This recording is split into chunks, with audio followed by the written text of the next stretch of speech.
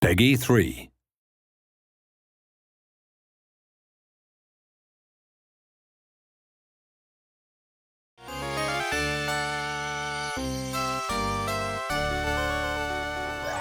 When I was thinking about what people remember fondly about the game, at the time I think it was enjoying the thrills and getting the timing right when they played it. I think enjoying the game world and experiencing the fantasy world of Disney were a big part of it too. What they'll see in the 2013 version will be nothing like the old game in some sense, but I'm hoping that players can relive the same emotions when they play it. It's taking something that was very iconic in the 16-bit era and thinking, well, how can we take something that was really special, really worked well, was one of the most iconic games of its time, and actually try and explore that in new ways with the technology. And you have to be very mindful of what made the original so successful and why people loved it, and try and bring that forward without it being just, literally a one-for-one remake. There were a lot of unique games at the time in terms of graphics or the general atmosphere of the game. Even among those, this game made an impression that still lasts. And now it's being remade. The fact that we're bringing back something nostalgic that people remember fondly as a game they enjoyed years ago, to me, is the epitome of Disney.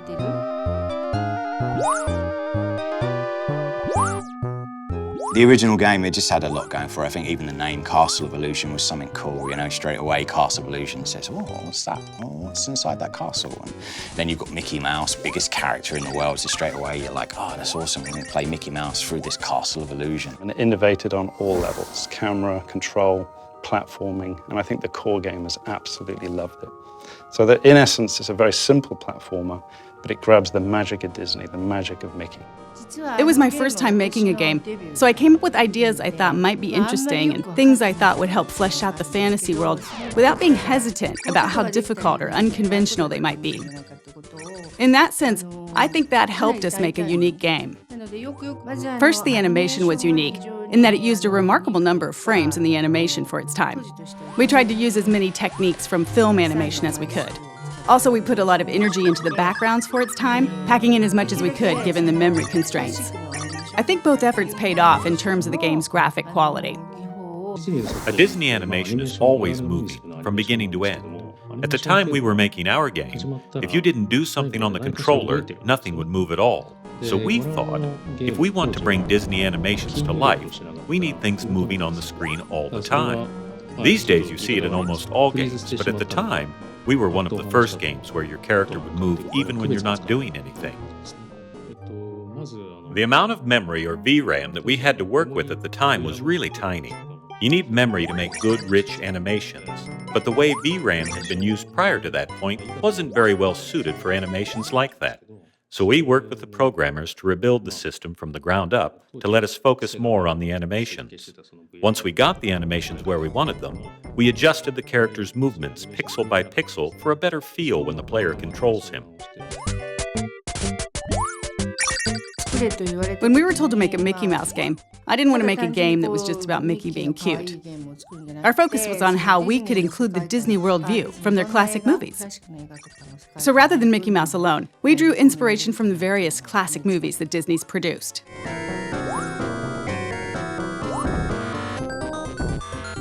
Games at the time were 8-bit or 16-bit, so there wasn't really a lot of room to work with. Most people in the industry weren't putting a lot of work into graphics or creating animations that conveyed a lot of character emotion. When we watched Disney movies and Mickey, it seemed like such a waste to take the fluid animations and beautiful backgrounds and turn them into pixelated graphics. So I think we put a lot more work into the graphics than any other title at the time. When we were making the dragon boss for the candy stage, we couldn't figure out what to use for the dragon's body. Someone from Sega's US office sent us some licorice as a suggestion. Most of the team hated it, but I couldn't stop eating it. I was holding one of the hollow ones in my mouth and breathing through it like a straw as I worked, and ended up filling the whole room with the smell. When we were working on this game, I was focused on animations and recreating the world of Disney, and now, modern technology can deliver Disney visuals directly and cinematically rather than via blocky pixel graphics. The new game will be able to recreate the world of Disney movies on a level that we weren't able to reach. The world the game creates, and the game itself as well, will be that much closer to the world you see in the movies. People will be able to enjoy that as they play. The original game had this, and it's there in the remake as well. The essence of Disney, a positive world of dreams, peace, and imagination. It's the epitome of Disney, and I hope everyone enjoys that in the new game, too.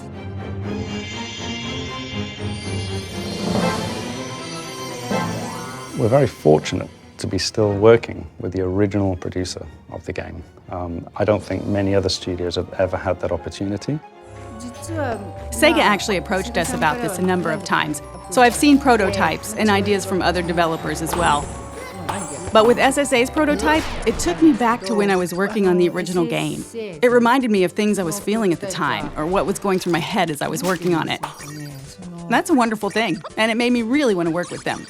The prototype we delivered was actually to be presented to the producer of the original game. There is nothing like that as a goal to motivate a team and then to fly a lot of that team over to Japan and present live. I myself was quite nervous. I've heard that the producer was very tough, very talented. She did the original game. We were there in the meeting, everything was quiet. She walks in, everybody's very nervous. It went phenomenally well. She was happy, she was laughing, she enjoyed what we did to Mickey. For us to change the mechanics, we have to be very cautious. We can't steer too far away from the feel of Mickey, and we can't go too retro, because there were technology constraints in those days on what you could do with Mickey. So we've analyzed the feel of Mickey, the jump heights, the inertia, the turn, on the edge of a cliff, and we've been able to just knock it out of the park, all the animations. And now we're challenged by the feel of Mickey. So we feel we can move from the retro to retro plus. We can do more of what I think the gamers in those days would have loved because of our technology. It's more lifelike, it's more fun. The lighting effects are taken into the account, the candlelight in the background. So all of a sudden the personality, the core pillar of the game, Mickey, is brought to life. And that's something that we really want to do with Castle of Illusion, is try and modernize Mickey, but put him in the context of what we had before in the original game. And our challenge then is to try and improve the animations, the look and feel of Mickey, the characters around Mickey, the environments that he's in, and even the music score is a massive part of that whole Disney package.